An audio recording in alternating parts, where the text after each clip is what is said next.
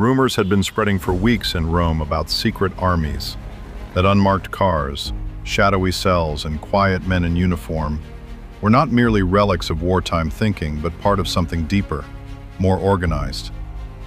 The year was 1990, and Italy's capital was suddenly awash with whispers that would explode into one of the greatest post-war political scandals in Europe.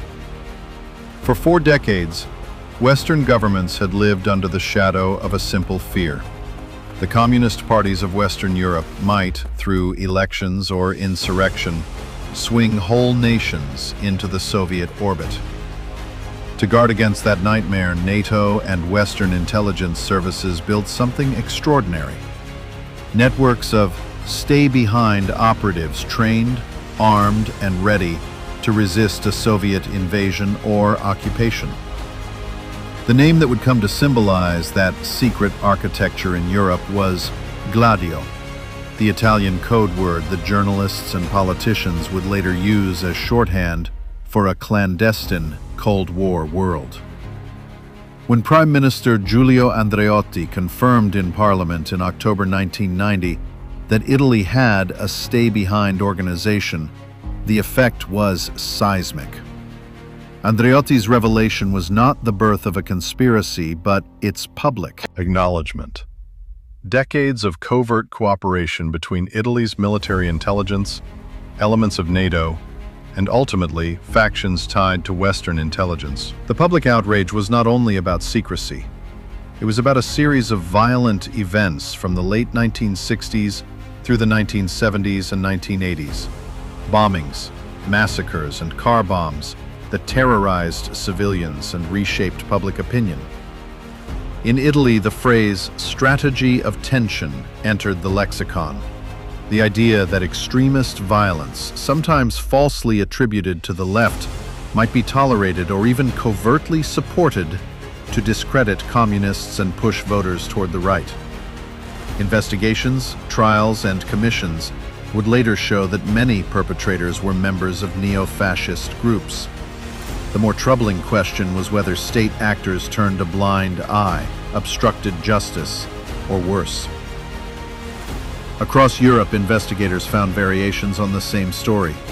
Belgium, Switzerland, and other NATO members acknowledged the existence of stay-behind networks in the early 1990s after parliamentary probing and media exposés. Declassified documents, witness testimony, and court proceedings revealed coordination with foreign intelligence and murky links to domestic clandestine groups. In Italy, the revelations intertwined with the scandal of Propaganda Due, P2, a secret Masonic lodge with members in high places, which deepened suspicions that democratic institutions had been compromised by hidden loyalties. For victims' families and civil society, the disclosures reopened old wounds. Bombed train stations, anonymous deaths, and miscarriages of justice were re-examined. Parliamentary inquiries sought to untangle what state agencies knew and when, and why prosecutions had frequently stalled. Some files were declassified, others remained redacted. Some perpetrators were convicted, others never found. The net effect was a crisis of trust. When the defenders of democracy operate in the shadows, the line between protection and subversion blurs. Scholars and journalists have since built a complex, sometimes contradictory picture. Gladio existed as a defensive network. In some cases, neo-fascist violence was a product of autonomous extremist groups. In others, elements of state security agencies obstructed justice or maintained ambiguous relationships with those groups. Definitive proof of a centrally directed, Western intelligence-run terrorist campaign has remained elusive. Yet the documented factual backbone, clandestine stay-behind networks, admitted by governments, and a pattern of politically consequential violence, forced Europe to confront the ethical costs of secret warfare. Today, the Gladio affair endures as a cautionary tale.